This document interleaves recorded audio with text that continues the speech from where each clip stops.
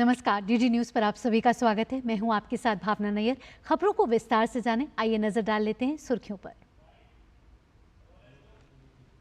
प्रधानमंत्री नरेंद्र मोदी का 2 दिवसीय जम्मू कश्मीर दौरा, 1500 करोड़ रुपए से अधिक की लागत वाले 84 विकास परियोजनाओं का किया उद्घाटन और शिलान्यास। सरकारी सेवा में नियुक्त 2000 से अधिक व्यक्तियों को नियुक्ति पत्र भी किए वितरित।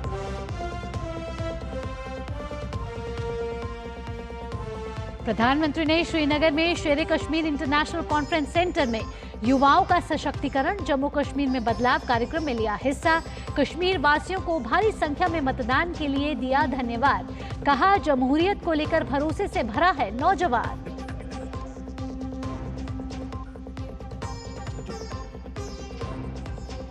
यूजीसी नेट पेपर लीक मामले में सीबीआई ने दर्ज की एफआईआर। नीट परीक्षा को लेकर केंद्रीय शिक्षा मंत्री धर्मेंद्र प्रधान का बड़ा ऐलान। कहा, मैं नैतिक जिम्मेदारी लेता हूं, जांच के लिए बनेगी हाई लेवल कमेटी।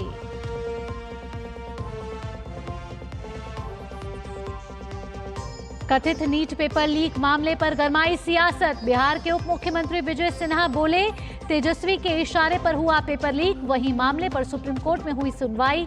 काउंसलिंग पर नहीं लगेगी रोक, अब 8 जुलाई को होगी सुनवाई। और अंतर्राष्ट्रीय योग दिवस की जोर शोर से चल रही है तैयारी।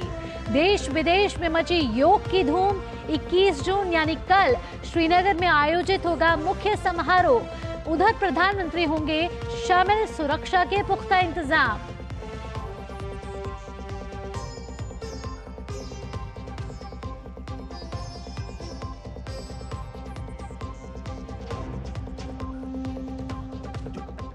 हेडलाइंस के बाद अब खबरें विस्तार से। केंद्रीय शिक्षा मंत्री धर्मेंद्र प्रधान ने नीट पेपर लीक और यूजीसी नेट का पेपर रद्द किए जाने पर कहा है कि मैं सभी को आश्वस्त करना चाहता हूं कि सरकार छात्रों के हितों को सुरक्षित करने के लिए प्रतिबद्ध है और छात्रों का हित हमारी प्राथमिकता है और उसके साथ किसी भी कीमत पर समझौता नहीं होगा। सरकार छात्रों के हितों को सुरक्षित करने के लिए प्रतिबद्ध है।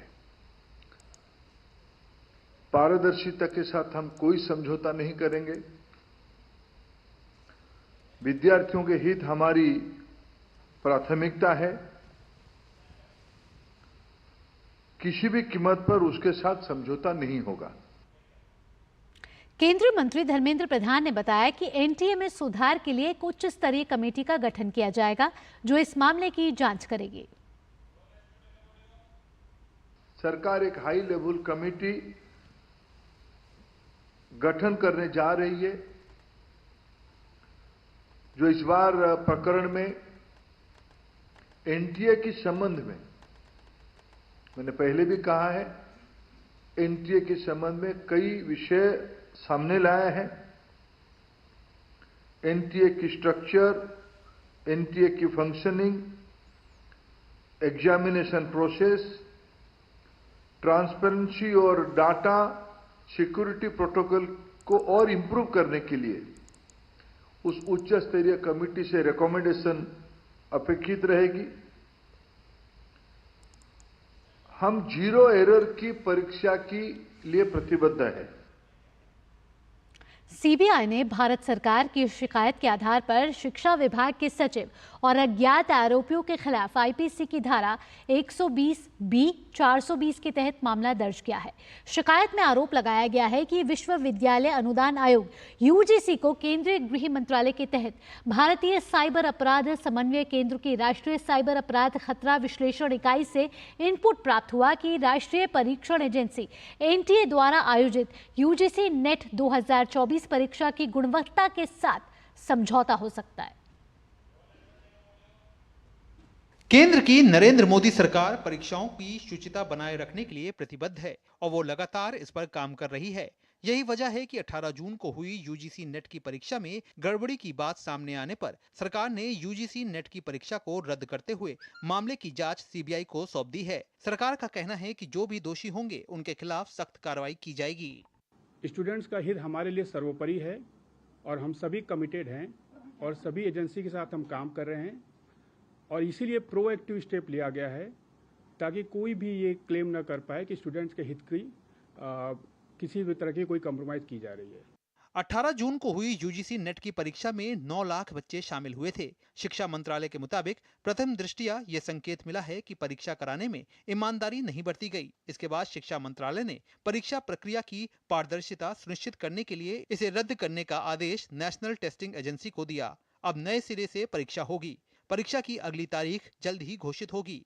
सरकार के मुताबिक छात्रों का हित उसके लिए सर्वोपरि है, इससे कोई समझौता नहीं किया जाएगा। सरकार का कहना है कि किसी भी नतीजे पर जाने से पहले जांच एजेंसियों की रिपोर्ट का इंतजार करना चाहिए। उधर नीट परीक्षा में कथित गड़बड़ी के मामले में बिहार पुलिस की आर्थिक अपराध इकाई को बड़ी कामयाबी हाथ लगी है। मामले में गिरफ्तार एक अभ्यर्थी ने जांच एजेंसी की पूछताछ में बताया कि जो प्रश्न पत्र उसे मिला था वह परीक्षा में आया। छात्र ने पुलिस को बताया कि उसके चाचा के माध्यम से उसे प्रश्न पत्र प्राप्त हुआ था, जिसे उसने रात भर में याद किया था। दूसरी तरफ नीट परीक्षा में हुई गड़बड़ियों के मामले में शिक्षा मंत्रालय ने बिहार पुलिस की आर्थिक अपराध इकाई से एक विस्तृत रिपोर्ट मांगी है। रिपोर्ट मिलने के बाद केंद्र सरकार आगे की कार्रवाई करेगी। Ministry also sought detailed information from them. Once we receive the detailed input from Bihar police, we will take action. उधर बिहार के डिप्टी सीएम विजय सिन्हा ने नीट परीक्षा गड़बड़ी मामले में प्रेस कॉन्फ्रेंस कर बड़ा खुलासा किया। उन्होंने आरोप लगाया कि मामले के आरोपी सिकंदर के लिए आरजेडी नेता तेजस्वी यादव के पीएस प्रीतम यादव ने ही पटना में गेस्ट हाउस बुक कराया था। विजय सिन्हा ने कहा कि प्रीतम यादव और आरोपी सिकंदर का आपस में संबंध है। विजय सिन्हा ने 1 मई को तेजस्वी यादव के पीएस प्रीतम यादव के मोबाइल नंबर पर गेस्ट हाउस बुकिंग के बारे में डिटेल जानकारी दी। 1 मई को तेजस्वी यादव के आप सचिव प्रीतम कुमार के मोबाइल नंबर से रात्रि 9:07 में पथ निर्माण विभाग में कार्यरत प्रदीप कुमार के मोबाइल नंबर पर NHI गेस्ट हाउस में सिकंदर कुमार यादवेंदु के लिए कमरे की बुकिंग कराने के लिए फोन आया था। उस दिन प्रदीप कुमार इस पर कोई संज्ञान नहीं लिया। इस बार पथ निर्माण विभाग में कार्यरत प्रदीप कुमार द्वारा NHI के गेस्ट हाउस में सिकंदर कुमार के नाम से बुकिंग के लिए पदस्थापित कनीय अभियंता को व्हाट्सएप पर मैसेज भेज दिया। बीजेपी के साथ ही उसके सहयोगी जेडीयू भी इस मामले में तेजस्वी यादव की भूमिका को लेकर हमलावर है। घोटाला आरजेडी के डीएनए में है और आज नीट परीक्षा में क्लियर हो गया कि तेजस्वी यादव के सहयोगी ने उसको बुक कराया था और ये आज जो पेपर लीक हुआ है नीट का उसमें तेजस्वी यादव का हाथ है। हम सीधा मांग कर रहे हैं तेजस्वी यादव जी से कि सिकंदर यादवेंदु जो नीट परीक्षा के मामले में गिरफ्तार हुआ और उसके संबंधी गिरफ्तार हुए, वैसे ये जो दोनों लोग से में सिकंदर यादवेंदु से आखिर आपका क्या रिश्ता था, आपके आप सचिव का क्या रिश्ता था कि उनको इतना रसूखदार बनाया गया। वहीं इस मामले में सियासत भी गर्माती जा रही है। राहुल गांधी ने दिल्ली में एक प्रेस कॉन्फ्रेंस करके इस मामले में केंद्र सरकार पर हमला बोला, तो वहीं बीजेपी ने पलटवार करते हुए कांग्रेस पर सवालिया निशान खड़ा कर दिया। बिहार का भैया हमने कहा है कि इंक्वायरी होनी चाहिए और जो भी जिन्होंने भी पेपर लीक कराया है उनके खिलाफ कार्रवाई होनी चाहिए। जब यह विषय न्यायालय के विचाराधीन है तो न्यायालय के विवेक से ऊपर अपना विवेक दिखाने का प्रयास करें, तो ये साफ साफ लगता है कि उन्हें लाखों छात्रों के भविष्य के साथ कुछ लेना देना नहीं है। बीजेपी ने इस मामले में कांग्रेस नेता प्रियंका गांधी वाड्रा पर भी हमला बोला है। बीजेपी ने कहा है कि कांग्रेस ने ध्यान भटकाने के लिए आयुषी पटेल के फर्जी मामले को पकड़ लिया, उसका वीडियो वायरल कर दिया और झूठे दावे किए ताकि इस मामले में आरजेडी का लिंक छुपाया जा सके। गौरतलब है कि प्रियंका वाड्रा ने आयुषी पटेल की एक कहानी को शेयर किया, जिसे बाद में हाईकोर्ट ने खारिज कर दिया था। इस बीच ये पूरा मामला सुप्रीम कोर्ट के पास है। एनटीए की ओर से दायर 4 नई ट्रांसफर पिटीशन पर सुप्रीम कोर्ट ने हाई कोर्ट में याचिका दायर करने वाले याचिकाकर्ताओं को नोटिस जारी किया है। सुप्रीम कोर्ट 8 जुलाई को बाकी याचिकाओं के साथ ही इसकी सुनवाई करेगा। सुप्रीम कोर्ट ने हाई कोर्ट में चल रहे मामलों पर भी रोक लगा दी है। हालांकि परीक्षा की काउंसलिंग पर रोक की मांग को सुप्रीम कोर्ट ने फिर से ठुकरा दिया है। दिल्ली से निशांत सौरभ और विकास सारथी, शैलेंद्र मिश्रा और पटना ब्यूरो के साथ ब्यूरो रिपोर्ट, डीडी न्यूज। प्रधानमंत्री नरेंद्र मोदी ने आज जम्मू और कश्मीर के दौरे पर 1500 करोड़ रुपए से अधिक की लागत वाले 84 प्रमुख विकास परियोजनाओं का शिलान्यास और उद्घाटन किया। उद्घाटन में सड़क अवसंरचना, जल आपूर्ति योजनाएं और उच्च शिक्षा में अवसंरचना से जुड़ी परियोजनाएं शामिल हैं। इसके अलावा प्रधानमंत्री ने चेनानी पटनीटॉप नाशरी खंड के सुधार, औद्योगिक संपदाओं के विकास और 6 सरकारी डिग्री कॉलेजों के निर्माण जैसी परियोजनाओं की आधारशिला भी रखी। उन्होंने 1800 करोड़ रुपए की लागत वाली कृषि और इससे जुड़े क्षेत्रों में प्रतिस्पर्धात्मकता सुधार परियोजना का भी शुभारंभ किया। यह परियोजना जम्मू कश्मीर के 20 जिलों के 90 ब्लॉकों में लागू होगी और 15 लाख लाभार्थियों को कवर करते हुए 3 लाख परिवारों तक इसकी पहुंच होगी। प्रधानमंत्री ने सरकारी सेवा में नियुक्त 2000 से अधिक व्यक्तियों को नियुक्ति पत्र भी वितरित किए। इन परियोजनाओं की सौगात से युवाओं को सशक्त बनाया जाएगा और जम्मू कश्मीर में अवसंरचना को उन्नत किया जाएगा। प्रधानमंत्री नरेंद्र मोदी ने बताया कि जम्मू कश्मीर में विधानसभा चुनावों की तैयारी शुरू कर दी गई है। उन्होंने साथ ही कहा कि वो दिन भी जल्द आएगा जब जम्मू कश्मीर के लोग राज्य के रूप में अपना भविष्य बेहतर बना पाएंगे। जम्मू कश्मीर के लोग लोकल लेवल पर अपने नुमाइंदे चुने, उनके जरिए आप समस्याओं के समाधान के रास्ते खोजें। इससे बेहतर और क्या होगा? इसलिए अब असेंबली इलेक्शन की तैयारी भी शुरू हो चुकी है। वो समय दूर नहीं जब आप अपने वोट से जम्मू कश्मीर की नई गवर्नमेंट चुनेंगे। वो दिन भी जल्द आएगा जब जम्मू और कश्मीर फिर से राज्य के रूप में अपना फ्यूचर और बेहतर बनाएगा। प्रधानमंत्री ने साथ ही कहा कि जम्मू कश्मीर में आज सही मायने में भारत का संविधान लागू हुआ है और ये सब कुछ हो रहा है क्योंकि सबको बांटने वाला आर्टिकल 370 की दीवार अब गिर चुकी है। जम्मू कश्मीर में आज सही मायने में भारत का संविधान लागू हुआ है और जिन्होंने अब तक संविधान लागू नहीं किया वे दोषी हैं, गुनहगार हैं। कश्मीर के नौजवानों के, कश्मीर की बेटियों के, कश्मीर के लोगों के गुनहगार हैं। और ये सब कुछ साथियों इसलिए हो रहा है क्योंकि सबको बांटने वाली आर्टिकल 370 की दीवार अब गिर चुकी है। कश्मीर घाटी में जो बदलाव हम देख रहे हैं, आज पूरी दुनिया उसे देख रही है। मैं देख रहा हूं G20 समूह में जो लोग यहां आए थे, उन देशों के लोग जो भी मिलते हैं तारीफ करते रहते हैं कश्मीर की भी।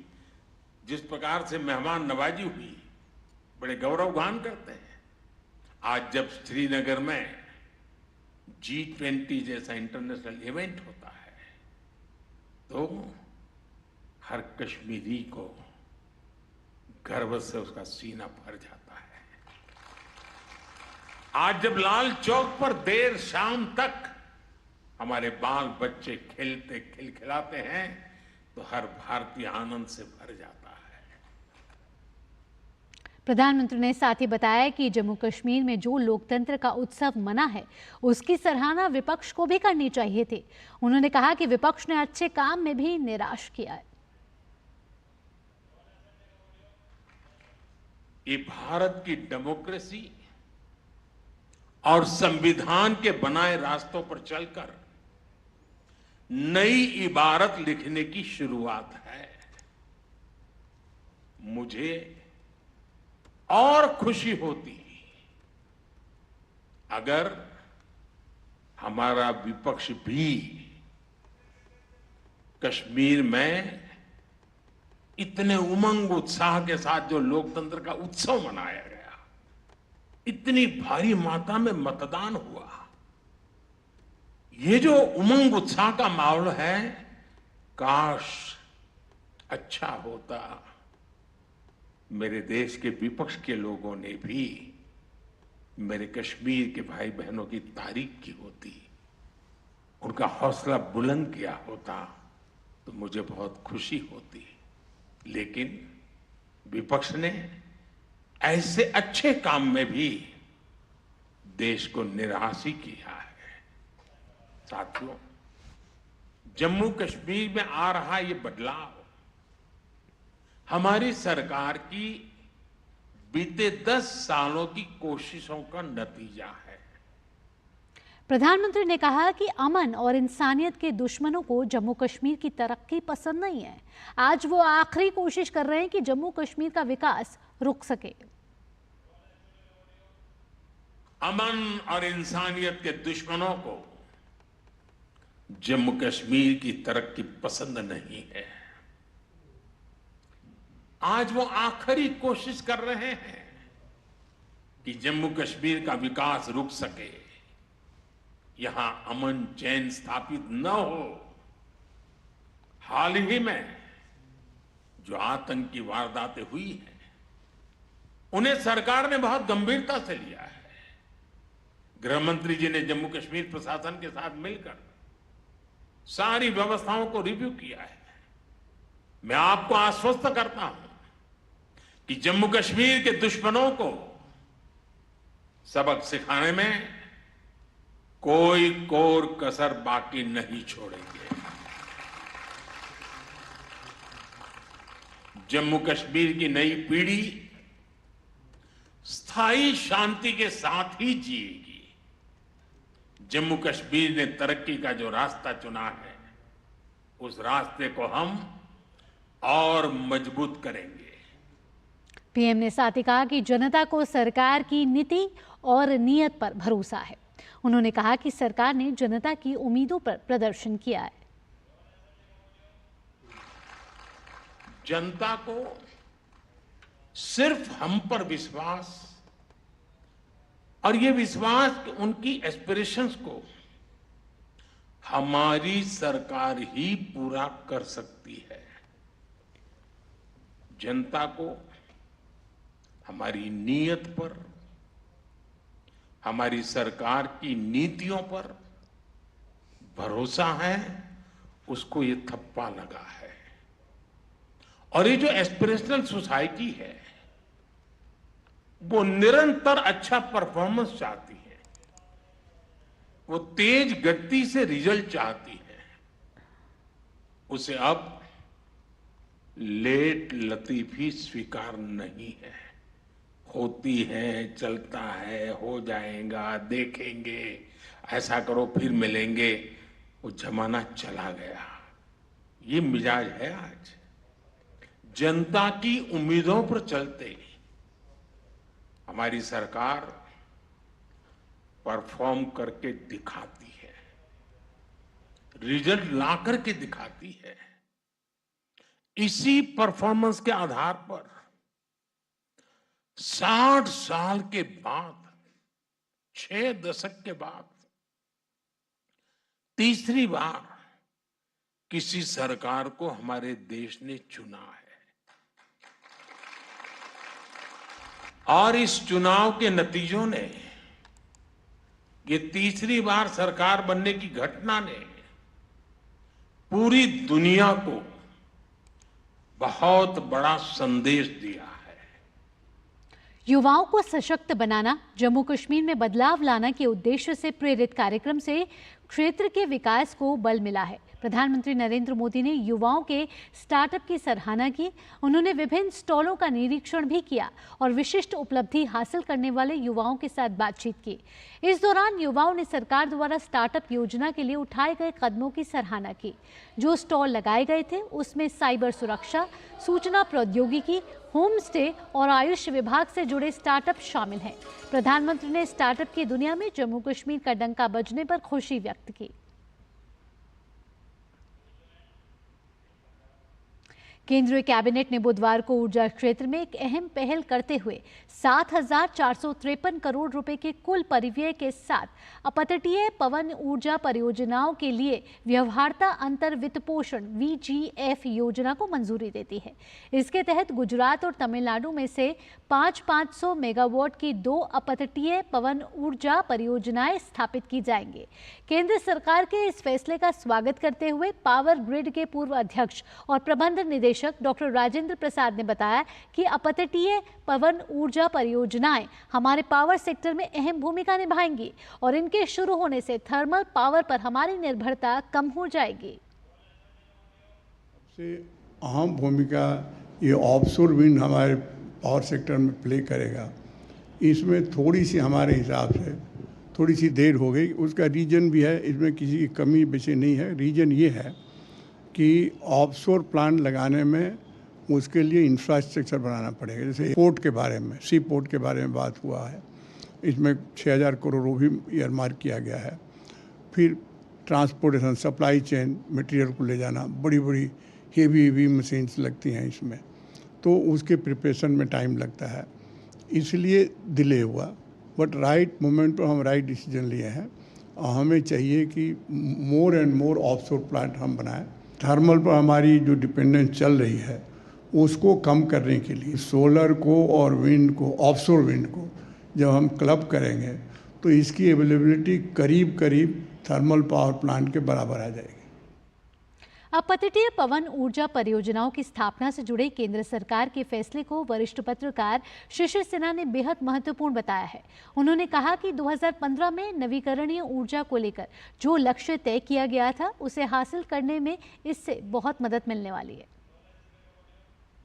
नई और नवीकरणीय ऊर्जा के तहत जो पवन ऊर्जा होती है और ख़ास तौर पे समुद्र तट पे समुद्र से चलने वाली हवा के ज़रिए बिजली का उत्पादन कैसे हो, और बिजली का उत्पादन करना ही काफ़ी नहीं होता है बल्कि उसका ट्रांसमिशन, उसका स्टोरेज, ये सारी चीज़ें ज़रूरी होती हैं। अब इसके लिए आपको एक बुनियादी सुविधा बनानी है। बुनियादी सुविधा कौन बनाएगा? एक निजी क्षेत्र की कंपनी बनाएगी। अब निजी क्षेत्र की कंपनी जब बनाएगी तो उसको लागत लगेगा। अब अगर उसको थोड़ी मदद दे दी जाए तो उसकी लागत कम हो जाएगी, उपभोक्ताओं को कम लागत पर बिजली मिलेगी। और अब समय है योग से जुड़ी खबरों का रुख करने का।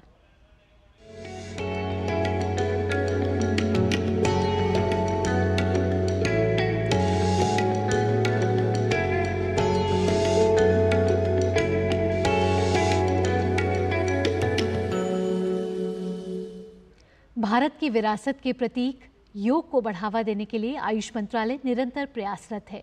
योग को मुख्य धारा में लाने की दिशा में मंत्रालय ने क्या कदम उठाए हैं, आइए देखते हैं इस पर हमारी खास रिपोर्ट।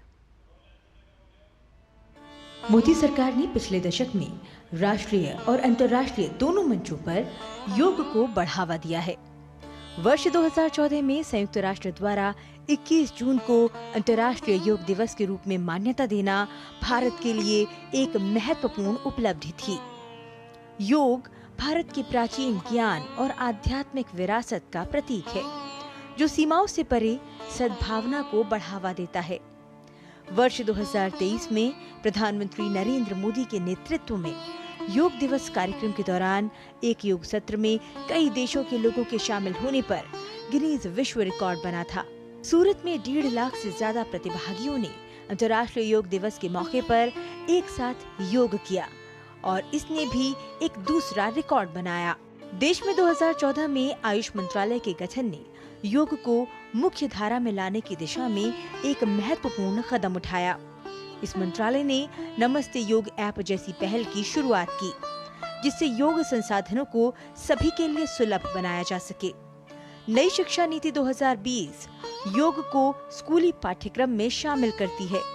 एक खेल के रूप में मान्यता प्राप्त योग अब कई विश्वविद्यालयों में सिखाया जाता है। Government of India is also propagating yoga. In AIIMS Delhi, there is a Center for Integrative Medicine Research, which is supported by Ministry of Ayush.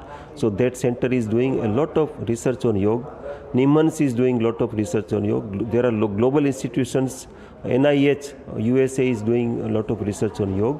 So basically, large-scale evidence generation is also another aspect where we bring yoga into the lives of the people, and that is happening.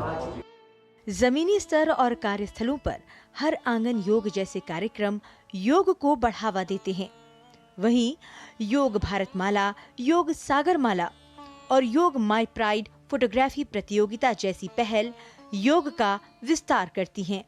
Ayush मंत्रालय ने MyGov के सहयोग से पिछले अंतर्राष्ट्रीय योग दिवस समारोहों पर आधारित योग 2024 प्रश्नोत्तरी भी लॉन्च की है। क्विज के प्रत्येक प्रतिभागी को ई प्रमाण पत्र से पुरस्कृत किया जाएगा। एक अन्य पहल में योग के प्रचार और विकास में महत्वपूर्ण योगदान करने वालों का सम्मान करने के लिए प्रधानमंत्री पुरस्कार दिया जाएगा। अंतर्राष्ट्रीय योग दिवस 2024 के लिए आयुष मंत्रालय मोरारजी देसाई राष्ट्रीय योग संस्थान के साथ 100 दिन, 100 शहर और 100 संगठन अभियान का नेतृत्व कर रहा है। इस पहल में सामूहिक योग प्रदर्शन और सत्र शामिल हैं। तृप्ति त्रिपाठी की रिपोर्ट, डीडी न्यूज। मुंबई अंतर्राष्ट्रीय फिल्म महोत्सव मिफ में अभिनेता हिमांश कोहली और तारिक मोहम्मद ने भी शिरकत की। इस मौके पर उन्होंने डीडी न्यूज संवाददाता श्यामा मिश्रा से खास बातचीत में फिल्म महोत्सव से जुड़े अपने अनुभव साझा किए। आपको बता दें कि निर्देशक तारिक मोहम्मद की फिल्म फ्यूनरल बायर गहवारा राष्ट्रीय प्रतियोगिता की श्रेणी में शामिल है। मुंबई अंतर्राष्ट्रीय फिल्म फेस्टिवल में फ्यूनरल बायर गहवारा एक ऐसी कहानी है जो फ्यूनरल से रिलेटेड है और वो साथ ही नेशनल कंपटीशन कैटेगरी में भी है। हमारे साथ तारिक मोहम्मद हैं जो डायरेक्टर हैं और साथ ही हिमांशु कोहली भी हैं जो एक्टर हैं। तारिक जी, आपके पास मैं पहले आना चाहूँगी। क्या है इस फिल्म की कहानी और किस तरीके से आपने मिफ के साथ में एसोसिएट किया? सबसे पहले तो मैं मिफ का धन्यवाद देना चाहूँगा कि उन्होंने इस फिल्म को सिलेक्ट किया नेशनल कंपटीशन में। और जहाँ तक गहवारा की कहानी की बात है तो वो बेसिकली फरहान की कहानी है, उसके पर्सनल लॉसेस की कहानी है और उन पर्सनल लॉसेस की वजह से कैसे वो साइकोलॉजिकली चेंज होता है, जिससे उसके अंदर ये बदलाव आते हैं कि उसका नज़रिया बदल जाता है दुनिया को देखने का। तो it's about change perspective. Himanshu, आपकी क्या कहानी है, आपका क्या रोल है और वही साथ में मिफ के साथ एसोसिएट होके क्या नया एक्सपीरियंस है आपका, क्या कहेंगे? इस फिल्म गहवारा के अंदर मैं फरहान का किरदार निभा रहा हूँ। कहानी तो मैं आपको अगर इस समय बता दूंगा तो आगे देखने के लिए उसकी क्यूरोसिटी रहेगी नहीं, क्योंकि वैसी शॉर्ट फिल्म है और बहुत ही उनका एक हार्ड हिटिंग सब्जेक्ट है। तो मैं बस इस समय यहाँ पे आके बहुत अच्छा फील कर रहा हूँ। मुंबई इंटरनेशनल फिल्म फेस्टिवल में this is my first time in film festival. पूरी दुनिया में मैं पहली बारी इंट्रोड्यूस हो रहा हूँ। सर मुझे लेके आए हैं for festival films and art की दुनिया से मैं हमेशा बहुत प्रभावित रहा हूँ, बहुत आकर्षित मतलब अट्रैक्टेड रहा हूँ। पर मौका मिला इस बारी और सामने खुद कई सारी फिल्मों को देख के बहुत अच्छा लग रहा है। सिर्फ हमारी फिल्म नहीं और बहुत सारी प्यारी ढेर सारी छोटी छोटी फिल्में न्यू फिल्म मेकर्स, तो उन सबके चेहरों पे खुशी देख के अच्छा लग रहा है that someone is encouraging them to make और बेहतर फिल्में बनाएं। एक्सपेक्ट क्या कर रहे हैं आपको नेशनल कंपटीशन से? देखिए, बहुत अच्छी फिल्में हैं, तो जिसको अच्छा समझेंगे लोग उसको अवार्ड देंगे and definitely being a competitor हर आदमी चाहता है उसको अवार्ड मिले। चलिए, हमसे बात करने के लिए धन्यवाद। तो ये थी, तो होना चाहिए, बिल्कुल होना चाहिए, ग्रीडी होंगे तभी आपको एक्कलेट्स मिलते हैं। और ये थी टीम फ्यूनरल बायर गहवारा की जो कंपटीशन में भी है और उम्मीद की जा रही है कि जो सबसे सर्वश्रेष्ठ मूवी है नेशनल कैटेगरी में या इंटरनेशनल कैटेगरी में उसे अवार्ड मिले और अच्छी कहानियां न सिर्फ भारत बल्कि विश्व तक पहुंचे। कैमरा पर्सन गौरव कागड़ा के साथ श्यामा मिश्रा, डीडी न्यूज, मुंबई। और इसी के साथ इस बुलेटिन में इतना ही। बुलेटिन के उस पार आप देखेंगे T20 क्रिकेट विश्व कप पे हमारा खास पेशकश T20 महासंग्राम मेरे सहयोगी गौरव कुमार के साथ। फिलहाल के लिए मुझे दीजिए अनुमति। नमस्कार।